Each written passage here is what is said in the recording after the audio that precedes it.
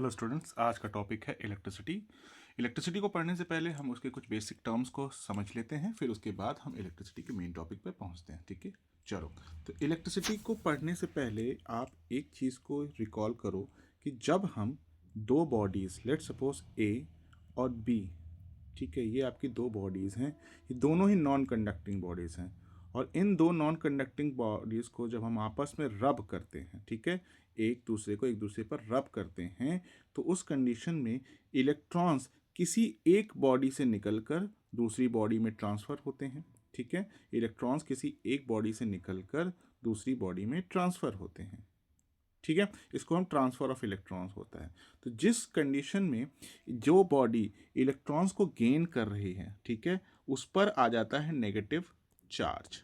ठीक है, उस पर आता है नेगेटिव चार्ज। और जो बॉडी इलेक्ट्रॉन्स को डोनेट कर रही है, ठीक है, ये बॉडी इलेक्ट्रॉन्स को डोनेट कर रही है, तो उस कंडीशन पे उस पर आता है पॉजिटिव चार्ज।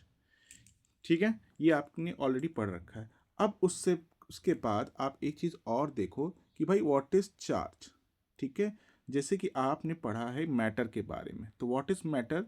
मैटर में आप कहते हो कि sir matter is something which is having a volume, ठीक है, and occupies some space and has some sort of mass. उसमें कुछ ना कुछ मास होगा तभी वो मैटर है। ठीक है, तो ये दोनों जो प्रॉपर्टीज होगी बेटा, ये हो गई इन दोनों की इंट्रिंसिक प्रॉपर्टीज या फंडामेंटल प्रॉपर्टीज। इन दोनों प्रॉपर्टीज को हम कहते हैं कि भाई ये इंट्रिंसिक प्रॉपर्टीज हैं। ठीक है, ये मैटर की फंडामेंटल या इंट्रिंसिक प्रॉपर्टीज हैं। ठीक है, वैसे ही एक और प्रॉपर्टी आप कंसिडर करो कि जैसे हम बोले ये मैटर है, तो इस मैटर में सम सॉर्ट ऑफ, ठीक है, चार्जेस भी होते हैं। ठीक है, इसमें कुछ अमाउंट ऑफ चार्जेस भी होते हैं, लेकिन ये चार्ज हमें फील क्यों नहीं होते, जस्ट बिकॉज ऑफ कि ये दोनों चार्जेस हैं, ये पॉजिटिव और नेगेटिव फॉर्म में होते हैं, और ये दोनों एक दूसरे को बैलेंस करके रखते हैं, तो हमें उस पर कोई चार्ज नहीं महसूस होता है। ठीक है, तो वैसे ही वॉल्यूम और मास के जैसे, ठीक है, यहाँ पर चार्ज भी एक फंडामेंटल कैरेक्टरिस्टिक होती है या इंट्रिंसिक प्रॉपर्टी होती है। इसको आप इंट्रिंसिक कर लो, ठीक है, इंट्रिंसिक प्रॉपर्टी कह लो, ठीक है, या फंडामेंटल प्रॉपर्टीज कह लो, ठीक है, ऑफ अ मैटर, जो कि दो फॉर्म में होती हैं। ठीक है, तो आप कह सकते हो टाइप्स ऑफ चार्जेस में, ठीक है, दो टाइप के चार्जेस होते हैं, पॉजिटिव चार्जेस, ठीक है, और second one is negative charges. ठीक है, इतना आपको पता है। एक चीज़ और बताते हैं, अभी पॉजिटिव और चार्जेस और नेगेटिव चार्जेस दिखते कैसे। लेट सपोज हमारे पास एक कोई एटम है, इसके न्यूक्लियस में जितना चार्ज होता है, ठीक है, उसको हम पॉजिटिव चार्ज कहते हैं, और उसके पास जितने इलेक्ट्रॉन्स होते हैं वो नेगेटिव चार्जेस होते हैं। लेट सपोज यहाँ पर दो प्रोटॉन हैं, तो दो इलेक्ट्रॉन है, तो दोनों ने एक दूसरे को जितने पॉजिटिव उतने ही नेगेटिव, ठीक है, उतने ही नेगेटिव चार्जेस ने एक दूसरे को बैलेंस कर दिया, और टोटल सम यहाँ पर जीरो है, मतलब ये अभी न्यूट्रल स्टेट में है। लेकिन क्या हो कि अगर इसमें से कुछ इलेक्ट्रॉन्स निकल जाए, ठीक है, मतलब सपोज अगर एक इलेक्ट्रॉन निकल जाता है, तो यहाँ पर बचेगा क्या। ठीक है, एक इलेक्ट्रॉन अगर निकल जाता है, तो अब यहाँ पर प्रोटॉन तो अभी भी वहीं पर है, मतलब दो पॉजिटिव चार्जेस ऑलरेडी वहाँ पर हैं, और नेगेटिव में सिर्फ एक इलेक्ट्रॉन बच रहा है, तो इनका जो सम आएगा वो प्लस का वन आएगा। ठीक है, तो उस कंडीशन में हम बोल सकते हैं कि सर इस बॉडी पर अभी एक प्लस चार्ज आ गया है। ठीक है, लेकिन सर अगर दोनों इलेक्ट्रॉन निकल जाए, ठीक है, अगर ये भी इलेक्ट्रॉन निकल जाता है तो क्या होगा, तो दोनों प्रोटॉन तो अभी भी न्यूक्लियस में प्रेजेंट है, दोनों इलेक्ट्रॉन निकल गए, मतलब उसको दोनों इलेक्ट्रॉन्स निकल चुके हैं। ठीक है, तो कोई इलेक्ट्रॉन नहीं बचा है, तो zero, sorry, two minus zero that is two, तो यहाँ पर टू प्लस चार्जेस आ सकते हैं। ये आप बहुत आसानी से इसको अंडरस्टैंड कर सकते हो। ठीक है, तो चार्ज आपको समझ में आ गया है। चार्ज को और अच्छे से समझते हैं। ठीक है, चार्ज बेसिकली किसी बॉडी में टोटल नंबर ऑफ इलेक्ट्रॉन से आइडेंटिफाई आप कर सकते हो, उसके ऊपर कितने इलेक्ट्रॉन्स हैं। ठीक है, लेट सपोज यहाँ पर कुछ इलेक्ट्रॉन्स हैं, ये कोई बॉडी है, इस पर कुछ इलेक्ट्रॉन्स मैंने बना रखे हैं। ठीक है, ऐसे लेट सपोज एन इलेक्ट्रॉन्स हैं, तो ये सारे एन इलेक्ट्रॉन्स का जो टोटल सम होता है उसको इस बॉडी का टोटल चार्ज कहते हैं। सर क्या, कि अगर मान लो किसी बॉडी के पास सिर्फ एक इलेक्ट्रॉन है, तो हम बोलेंगे सर उसके पास सिर्फ एक इलेक्ट्रॉन है। ठीक है, अगर हाँ, और चार्ज को हम लोग यहाँ पे क्यू से रिप्रेजेंट कर रहे हैं, ठीक है, तो ध्यान रखिएगा। तो उसके अलावा अगर हम किसी बॉडी में 2 इलेक्ट्रॉन्स हैं तो टोटल 2 टाइम्स ऑफ इलेक्ट्रॉन। ऐसे ही अगर किसी बॉडी में n इलेक्ट्रॉन्स हैं तो उसको n टाइम्स ऑफ इलेक्ट्रॉन कहते हैं। मतलब उस बॉडी में टोटल नंबर ऑफ चार्जेस को कैलकुलेट करने का सीधा तरीका है कि भाई एक इलेक्ट्रॉन जिसकी वैल्यू होती है 1.6 10 raise to the power -19 coulomb, ठीक है, ऐसे ही अगर n इलेक्ट्रॉन्स हैं तो इसको आप n से मल्टीप्लाई कर लीजिए, उस बॉडी के ऊपर present total amount of charge आप बहुत ईजिली फाइंड कर सकते हो, ठीक है। तो ये फॉर्मूला होता है Q is equal to NE, ध्यान रखिएगा, ये आपको यूज़ करना होता है, एग्जाम में दे दिया जाएगा कि भाई ये आपका इतना पोटेंशियल है, सॉरी इतने यहाँ पे इलेक्ट्रॉन्स हैं, ठीक है, और एक इलेक्ट्रॉन के ऊपर अगर इतना चार्ज होता है तो बताइए उस बॉडी पर टोटल चार्ज कितना होगा, ठीक है। क्लियर है, चार्ज समझ में आ गया। अब चार्ज के बाद हम बात करते हैं कि सर ये कई बॉडी हैं, ठीक है, इसमें जो चार्ज होते हैं, ठीक है, एक्सरसाइज हो जाएगी, कोई मेटल बॉडी है, मैं पूरा बताता हूँ कि भाई ये मेटल बॉडी है, ठीक है, तो इसमें क्या होते हैं, फ्री इलेक्ट्रॉन्स होते हैं, ठीक है, ये फ्री इलेक्ट्रॉन्स हैं। अब ये फ्री इलेक्ट्रॉन्स, ठीक है, पर सेकेंड मूव करते हैं किसी एक टर्मिनल से दूसरे टर्मिनल की तरफ, नेगेटिव से पॉजिटिव की तरफ मूव कर रहे होते हैं, ठीक। अब इसका जो स्पीड है कि शायद ये जो इसका मूवमेंट है, ठीक है, ये पर सेकंड किस स्पीड से मूव कर रहा है, मतलब पर एक सेकंड में कितने इलेक्ट्रॉन्स नेगेटिव टर्मिनल से पॉजिटिव टर्मिनल की तरफ पहुंच रहे हैं, उसका कुछ तो रेट होगा, ठीक है। तो rate of flow of electron, या सिंपल बोले तो चार्ज, हम यहाँ पे इलेक्ट्रॉन को चार्ज से आइडेंटिफाई करेंगे, ठीक है, विद रिस्पेक्ट टू टाइम, मतलब टाइम के रिस्पेक्ट में कितने इलेक्ट्रॉन्स आपके पर सेकेंड नेगेटिव टर्मिनल से पॉजिटिव टर्मिनल तक पहुंच रहे हैं, उसको हम लोग कहते हैं करंट, ठीक है। तो current is nothing as it is the ratio between the charge with respect to time. इसको आप कैलकुलेट करते हो, यहाँ पर करंट को हम यहाँ आई से रिप्रेजेंट कर रहे हैं, ठीक है, करंट को यहाँ पर हम आई से रिप्रेजेंट करेंगे, ठीक है, जहाँ पर अगर हम बात करें तो चार्ज की यूनिट को हम लोग कूलम कहते हैं, ठीक है, टाइम हम लोग सेकेंड में मेजर करते हैं, ठीक है, और करंट को हम लोग एम्पियर में मेजर करते हैं, ठीक है, इसमें कोई डाउट नहीं होगा। आगे चलते हैं। तो फॉर्मूला आपका बन गया I is equals to Q by T, या इसी को अदर वर्ड्स में आप यूज कर सकते हो, Q is equals to I T, ठीक है, आप आई टी भी कर सकते हो, ठीक है। तो जो भी चीज़ इसमें अननोन होगी वो आप अदर वैल्यूज का यूज करके फाइंड कर लोगे, ठीक है। ये तो हो गया करंट। अब आगे चलते हैं। एक चीज होती है जिसको कहते हैं हम इलेक्ट्रिक पोटेंशियल, ठीक है, कंफ्यूजन होता है, इलेक्ट्रिक पोटेंशियल क्या होता है, इलेक्ट्रिक पोटेंशियल ये क्या चीज है। देखो ये समझ लो कोई इलेक्ट्रिक फील्ड है, ठीक है, कोई इलेक्ट्रिक फील्ड है जिसमें ऑलरेडी कुछ चार्जेस फ्लो हो रहे हैं, यहाँ इन्फिनिटी पे कोई एक इलेक्ट्रॉन, ठीक है, या कोई एक चार्ज पार्टिकल रखा है, उसके ऊपर पॉजिटिव चार्ज पार्टिकल चार्ज है, ठीक है। अब उस चार्ज पार्टिकल को इस इलेक्ट्रिक फील्ड में लेके आना है, ठीक है, ध्यान रखिएगा, इस चार्ज पार्टिकल को आप इन्फिनिटी से एक इलेक्ट्रिक फील्ड में, ध्यान रखिएगा ये एक इलेक्ट्रिक फील्ड है, ठीक है, इस इलेक्ट्रिक फील्ड में लेके आना है। तो भाई को आपने फिजिक्स में पढ़ रखा है कि भाई आपको वर्क करना पड़ेगा, ठीक है, किसी भी पार्टिकल को मूवमेंट कराना है, कहीं से भी कहीं मूव लेके जाना है तो आपको कुछ वर्क करना पड़ेगा। तो लेट सपोज हमने W वर्क किया, और उस W वर्क के बाद हम कितने चार्ज को लेके आ पाए, ठीक है, लेट सपोज अगर हमने 5 जूल का वर्क किया, ठीक है, और उससे हम लोग 5 इलेक्ट्रॉन्स या 5 चार्ज या 5 कूलम का चार्ज लेके आ पाए, ठीक है, यहाँ मान लीजिए 5 कूलम का चार्ज था और उसको हम लोग 5 कूलम के चार्ज को यहाँ पर लेके आए, और इसके हिसाब में अगर हमने वर्क को, चलिए हम थोड़ा बढ़ा देते ताकि आप कंफ्यूज नहीं हो, ठीक है, वर्क को हमने इस बार 10 कर दिया, 10 जूल का वर्क करके अगर हम 5 कूलम का चार्ज यहाँ पर लेके आते हैं, 10 जूल का वर्क करके अगर हम 5 कूलम का चार्ज लेके आते हैं इस इलेक्ट्रिक फील्ड में, तो उस चीज को हम लोग कहते हैं इलेक्ट्रिक पोटेंशियल, ठीक है। फिर से वर्क किया हमने 10 जूल, ठीक है, उसके बिहाफ पर जो चार्ज का ट्रांसफर हुआ यहां से यहां तक, ठीक है, वो कितना हुआ 5 कूलम, 5 कूलम, ठीक है। तो इसका जो रेशियो आएगा कि भाई 10 कूलम का 10 जूल का वर्क करके अगर आप 5 कूलम का चार्ज मोट कर रहे हो तो 1 कूलम पे कितना कर रहे हो, ठीक है। तो उस कंडीशन जो रेशियो आएगा 10 जूल अपॉन 5 कूलम को ही हम लोग इलेक्ट्रिक पोटेंशियल कहते हैं, ठीक है। हम मान के ले चलते हैं इस पॉइंट पर इस पर कोई चार्ज नहीं था, ठीक है। तो उस कंडीशन जितना भी हमने वर्क किया, ठीक है, वो आपका इलेक्ट्रिक पोटेंशियल आएगा, जिससे को रिड्यूस करोगे आप तो आपको 2 मिलेगा। तो इलेक्ट्रिक पोटेंशियल यहाँ पर 2 आ जाएगा।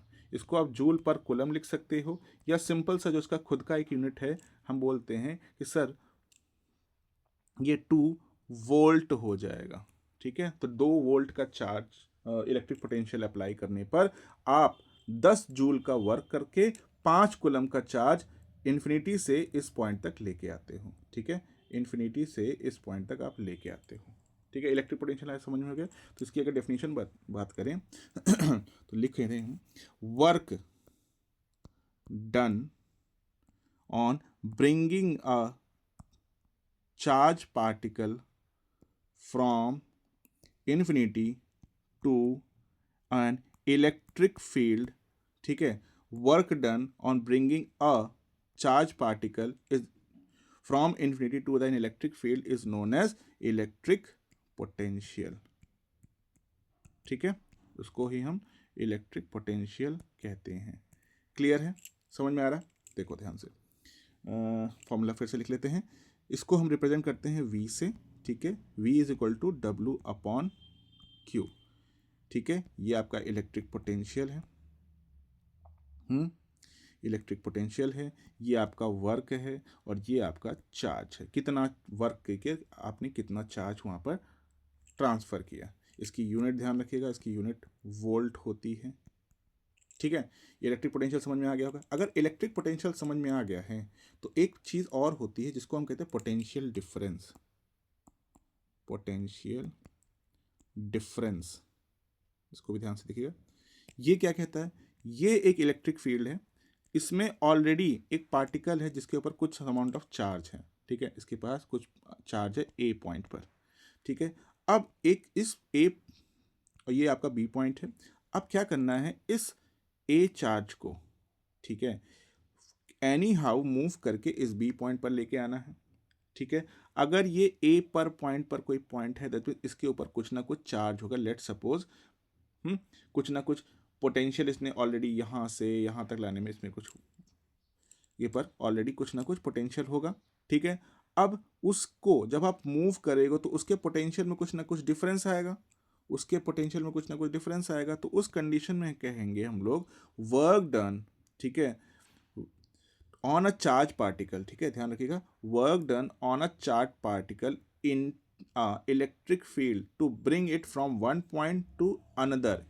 एक इलेक्ट्रिक पार्टिकल है, उसको एक पॉइंट से दूसरे पॉइंट तक लाने में जो सॉर्ट ऑफ वर्क हमने किया है उसको हम लोग पोटेंशियल डिफरेंस कहते हैं। मतलब जैसे कि हम कर लेते हैं W अपॉन Q, ठीक है, वही फॉर्मूला है, ठीक है। तो इसको हम लोग पोटेंशियल डिफरेंस क्या होगा, यहाँ पर A पॉइंट से पार्टिकल को B पॉइंट तक लेके आना है तो कुछ अमाउंट ऑफ वर्क हमको यहाँ पर भी करना पड़ेगा। अब इस वर्क करने के बावजूद हम कितना चार्ज, ठीक है, कितना चार्ज लेके आ गए हैं तो उसको हम लोग W अपॉन Q से रिप्रेजेंट करते हैं। इसको पोटेंशियल डिफरेंस कहते हैं। नॉर्मली कभी कभार V2 माइनस V1 भी हम लोग कहते हैं, ठीक है। ये V2 माइनस V1 वाला कॉन्सेप्ट भी मैं बता देता हूँ क्या है। इसमें क्या है, ये इलेक्ट्रिक पोटेंशियल है, ये इन्फिनिटी है, ठीक है। यहाँ पर कोई पार्टिकल था, इस पार्टिकल को यहाँ तक लाने में भी आपने कुछ वर्क किया होगा, ठीक है, और इस पार्टिकल को यहाँ तक लाने में भी आपने कुछ वर्क किया होगा, ठीक है। लेकिन अगर इन दोनों का डिफरेंस भाई दोनों का ही निकला होगा, इसमें लेट सपोज V1 निकला है, इसमें V2 निकला है, तो दोनों का जो डिफरेंस आएगा V2 minus V1 is equal to W upon Q, ठीक है। तो इसका इलेक्ट्रिक पोटेंशियल या पोटेंशियल डिफरेंस भी आपका ऐसे निकलता है। पोटेंशियल डिफरेंस का यूनिट फिर से आपका वोल्ट ही होता है, इसका भी यूनिट आपका वोल्ट ही होता है, ठीक है। क्लियर है, ठीक है। इसके अलावा अगला एक टॉपिक आता है जिसको हम कहते हैं रेजिस्टेंस, ठीक है। बहुत बार ये पूछा जाता है कि व्हाट इज रेजिस्टेंस। तो रेजिस्टेंस का कॉन्सेप्ट सिंपल से समझो, एनीथिंग विच इज रेजिस्टिंग, ठीक है। रेजिस्टेंस को अगर आप बात करो तो एक ऐसी चीज जो किसी चीज को रेजिस्ट कर रही है। तो अगर हम किसी वायर में या किसी कंडक्टर में बात करें तो रेजिस्ट किसको का हो रहा होगा, जो फ्लो हो रहा है। फ्लो कौन हो रहा है, करंट फ्लो हो रही है।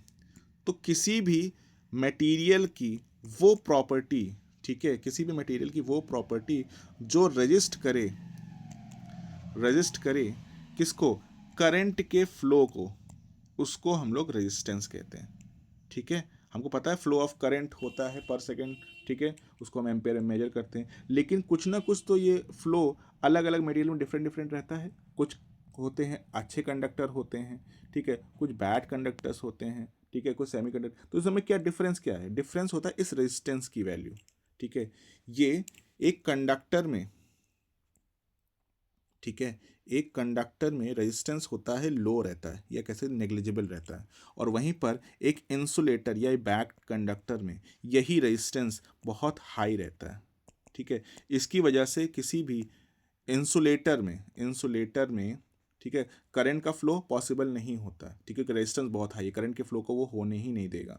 वहीं पर कंडक्टर में इसी रेजिस्टेंस का की वैल्यू बहुत कम होती है, तो वहाँ पे करंट आराम से फ्लो हो सकता है, ठीक है, करंट आराम से फ्लो हो सकता है, ठीक है, समझ में आ रहा है। रेजिस्टेंस ही डिसाइड करता है कितनी करंट वहाँ से फ्लो होगी या नहीं होगी, ठीक है। रेजिस्टेंस को हाई कर देंगे, आपकी करंट का फ्लो रुक जाएगा या कम हो जाएगा। वहीं पर रेजिस्टेंस को अगर आप कम कर दीजिए, ठीक है। तो अभी मॉडर्न डेज में या अगर हम बात करें तो आप मार्केट जब जाते हो तो आप से पूछा था, एक ऑप्शन होता है कि भाई आपको जो भी इलेक्ट्रिकल अप्लायंस लेना है वो कॉपर का लेना है या एल्युमिनियम का लेना है।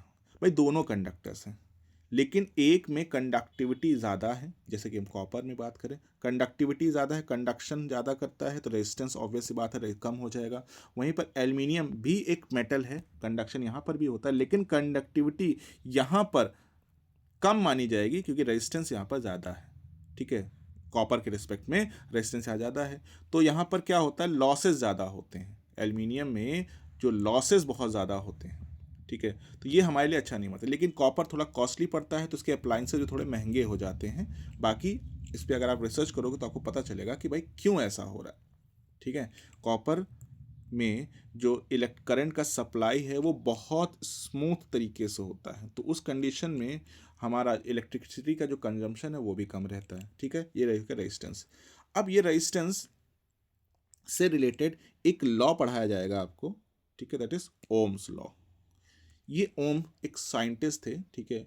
उन्होंने एक स्टेटमेंट दिया था कि सर किसी भी कंडक्टर में, ठीक है, जो करंट फ्लो हो रही है, ठीक है, जो करंट फ्लो हो रही है वो डायरेक्टली प्रोपोर्शनल होती है वोल्टेज के, ठीक है। किसी भी कंडक्टर में जो भी करंट फ्लो होगी वो डायरेक्टली प्रोपोर्शनल होती है या डिपेंड करती है करंट में। अगर हम वोल्टेज की वैल्यू बढ़ाते हैं तो करंट भी बढ़ जाएगी, वोल्टेज की वैल्यू घटाते हैं तो करंट भी घट जाएगी। मतलब ये दोनों एक दूसरे के डायरेक्टली प्रोपोर्शनल है, ठीक है, एक साथ बढ़ेंगे या एक साथ घटेंगे। सर इसको ही ओम्स ने बताया, लेकिन एक कंडीशन भी बता दी कि सर ये ऐसा कब होगा, जब आपका टेम्परेचर कांस्टेंट होगा, ठीक है, एट कांस्टेंट टेम्परेचर। ऐसा कब होगा, जब टेम्परेचर आपका कांस्टेंट रहना चाहिए, बस ये कंडीशन है, ठीक। तो क्या ऐसा पॉसिबल है, क्या हमेशा ऐसा होता है कि कोई भी इलेक्ट्रिकल अप्लायंस आप यूज़ कर रहे हो, मोबाइल चार्ज करो या कोई भी चीज़ आप इलेक्ट्रिकली का, तो उसमें क्या टेम्परेचर उसका सेम रहता है, क्या उसमें हीटिंग प्रॉब्लम नहीं आती है, क्या वो हीट नहीं होता मोबाइल को बहुत देर तक अगर आप यूज़ करो या बहुत देर तक चार्ज लगा दो तो थोड़ा बहुत देखोगे आपका उसका टेम्परेचर बढ़ जाता है, गर्म हो जाता है, ठीक है।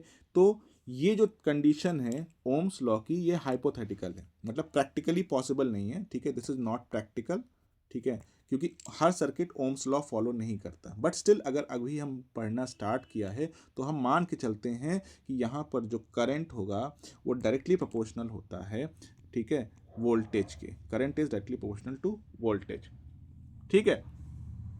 अब तो इसके वजह पर ओम्स ने क्या कहा कि सर अगर हम इस प्रोपोर्शनैलिटी के साइन को हटाना है, ठीक है, तो उसके लिए हम एक रेजिस्टेंस यूज कर लेते आई के साथ, ठीक है। तो हम लिख देते हैं V = IR, ठीक है, या RI, ठीक। तो सर आर क्या है, आर बेसिकली अगर आप इसी फॉर्मूले से निकालो तो इस वी को आप आई को इधर भेज दीजिए, तो वी अपॉन आई का जो रेशियो आएगा, ठीक है, वो आपका आर होगा।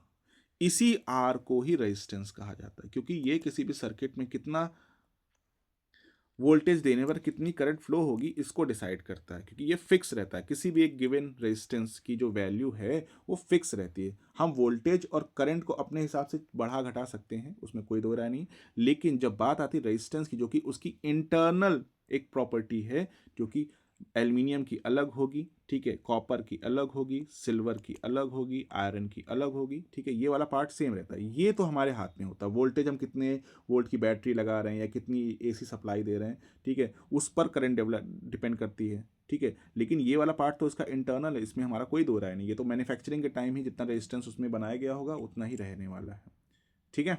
चलो आगे चलते हैं।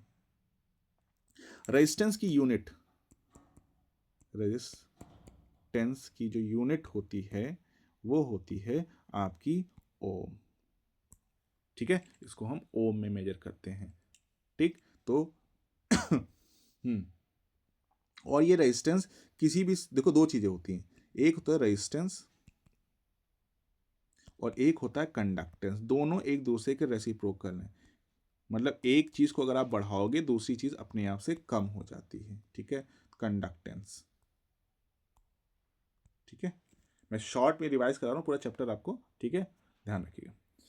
अब इसके अलावा एक चीज और है जिसको हम कहते हैं वीआई ग्राफ, ठीक है। वो वीआई ग्राफ में अगले टॉपिक में पढ़ाऊंगा, ठीक है, क्योंकि वहां पे थोड़ी सी चीजें और कॉम्प्लेक्स हैं, उसको समझाने में थोड़ा टाइम लगेगा, ठीक है। तो अभी के लिए ध्यान रखो कि कोई भी सर्किट जो ओम्स लॉ को फॉलो कर रहा है, ठीक है, उसको हम लोग ओमिक सर्किट कहते हैं। कोई भी वायर, कोई भी कंडक्टर जो ओम्स लॉ को फॉलो कर रहा है, जो कि प्रैक्टिकली पॉसिबल नहीं है, बट स्टिल अगर ऐसा हो रहा है तो उसको हम ओमिक सर्किट कहते हैं। और अगर यहाँ पर टेम्परेचर आपका कांस्टेंट रहता है, ठीक है, टेम्परेचर कांस्टेंट, ठीक है, वहीं पर नॉन ओमिक सर्किट क्या है, जहां पर वोल्टेज और करंट के फ्लो के साथ साथ टेम्परेचर चेंज हो जाए, ठीक है।